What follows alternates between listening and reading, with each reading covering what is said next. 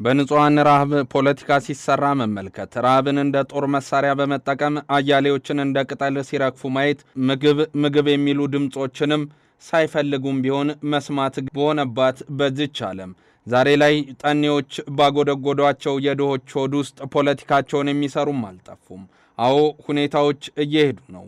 በዓለም ጠርዘኛ ሃይማኖታዊ አተያይ ይስፋፋ ዘንድ ደሞም ካሊፌትን መስርቶም በዛ ህዝብ ይተዳደር ዘንድ ፍላጎት ማሳየት ዋነኛ ዓላማችን ነን የሚሉ ጽንፈኛ ድርጅቶች ቢታዩም ከተነሱበት ሃይማኖታዊ አስተምሮት ውጪ በቅዱስ ቁርአንም ከተጠቀሰው የሰብአዊ አተያይ ባፈነገደ መንገድ አንገት ሲቀሉ በትምህርት ገበታ ላይ የተቀመጡ ሴቶችንም ጠልፈው ሲወስዱ የልብ ርራዬ የአእምሮ ዝነትን ያቁምና ሲገድሉም ያዩ ስለ ሃይማኖት እይታቸው ስለ ፖለቲካዊ ርዕዮታቸው መዳረሻም አብዝተው የጠየቁ ብዙ ነበሩ።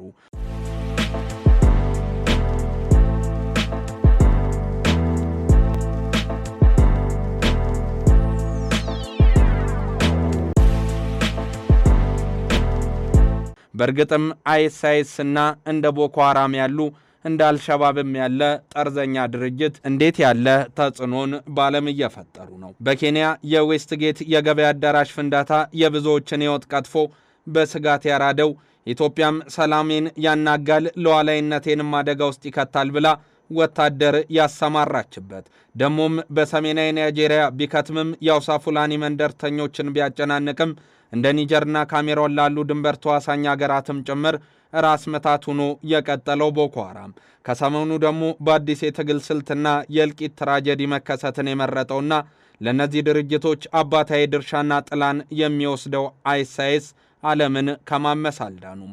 በውቡና ቅንጡ የአውስትራሊያ የባህር ዳርቻ ለተፈጸመው ሰሞነኛ አሰቃቂ ግድያም ኃላፊነቱን ለመውሰድ ደቂቃዎችን አላባከነም። እስላማዊ ካሊፌትን መመስረት ግንባር ዕቅድ ያደረገው ድርጅቱ ሰሞነኛው የምዕራባውያን ከተሞችን የማመስ ሂደቱስ እንዴት ይታያል? ለመሆኑ ይህ የታጣቂ ድርጅቱ አዲስ የፖለቲካ አተያይስ ምንድን ነው? ፖለቲካዊ መዳረሻቸው ቢታወቅም ያንን በቶሎ ማሳካት አልቻሉምና በግጭት አዙሪት እስከ መቼስ ይቆያሉ የሚለው ጉዳይም ዛሬም የሚነሳው ነው ቀጥሏል። ባሳለፍነው ሳምንት አውስትራሊያ መራር ሐዘንን ያስተናገደችበት ወቅት ነው። በዛ ሳምንት ቦንዲ በተባለ ቅንጡ የባህር ዳርቻዋ ላይ የተፈጸመውን አስከፊ ጥቃት በኢስላሚክ ስቴት ወይም አይኤስ ርዕዮተ ዓለም ምክንያት የተነሳ ይመስላል ብለው የአገሪቱ ጠቅላይ ሚኒስትር ከተናገሩ በኋላ ቡድኑ እንደ አዲስ ትኩረትን ስቧል። የሱኒ ሙስሊም የሆነ የታጣቂ ቡድን 15 ሰዎችን ሕይወት ለቀጠፈው ጥቃትም ኃላፊነቱን አልወሰደም። ይሁን እንጂ ፖሊስ ጥቃቱ በተፈጸመበት አካባቢ በተገኘ ተሽከርካሪ ውስጥ በቤት ውስጥ የተሰሩ የአይኤስ ባንዲራዎች ከተቀጣጣይ ፈንጆች ጋር መገኘታቸውን ይፋ አድርጓል። ነገሩ ፓሲፊክን ብቻ ያመስ አይደለም። ከዚህ በፊት እንደሚታወቀው ለመካከለኛው ምስራቅ ፖለቲካ በተለይም ከጸደይ አብዮት በኋላ ላሉ የመንግስታት መዳከም ዋነኛ የፈረጠመ አካል ሆኖ የቀረበው አይኤስአይኤስ ዛሬም ግብሩን ለመሙላት በምዕራባውያን ከተሞች የሚያደርሳቸውን ጥቃቶች አፋፍሞ ቀጥሏል።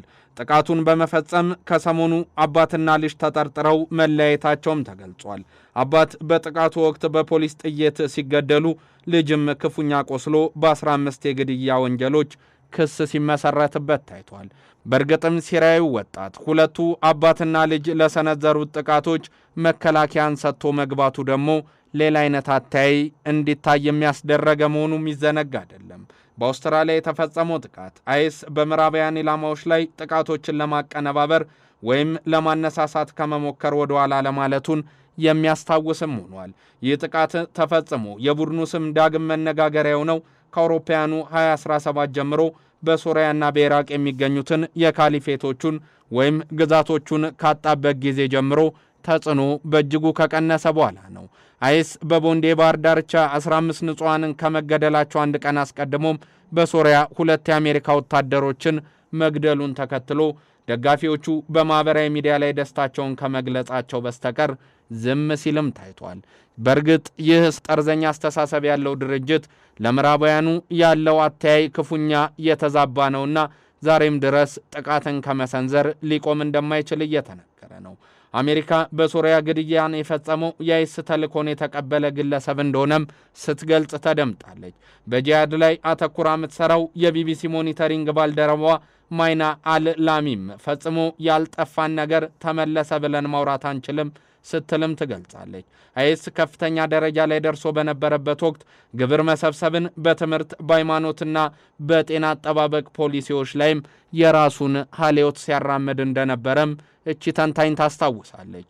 ነገር ግን በ2019 ከ70 በላይ ሀገራትን ያቀፈው በአሜሪካ የሚመራው ጥምረት ካሸነፈው በኋላ መሪው ራሱን አጥፍቷል። አላሚ እንደምትለው የቡድኑ መስራችና መሪ አቡበከር አልባግዳዲ በ2019 በአሜሪካ ጥቃት ወቅት ራሱን በማጥፋቱ ቡድኑ ያለውን ቅቡልነት የበለጠ ተዳክሟል የሚል አመክንዮን ታነሳለች።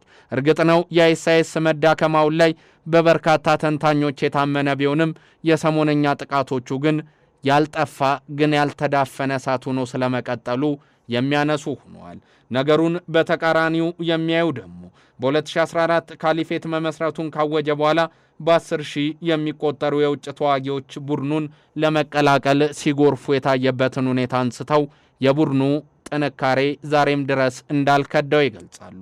እርግጥ ነው ቡድኑ በ2010 አጋማሽ ላይ በሶሪያ በኢራቅና በምዕራቡ ዓለም ለተፈጸሙ በርካታ ከፍተኛ ጥፋቶችም ኃላፊነቱን ሲወስድ ይታይ ነበረ።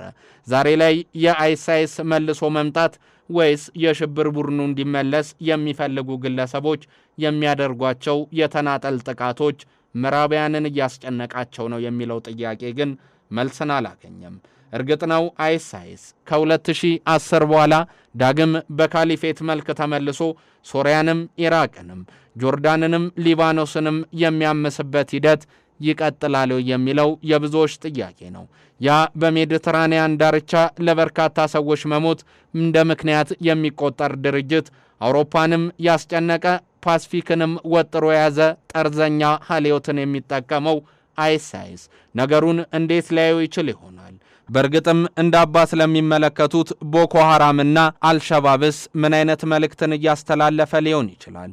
እርግጥ ነው ምዕራባውያን ዳግም ለተቀሰቀሰውና ስጋት ውስጥ ለከተታቸው የአይኤስ ጥቃት ድንጋጤ ውስጥ ገብተዋል።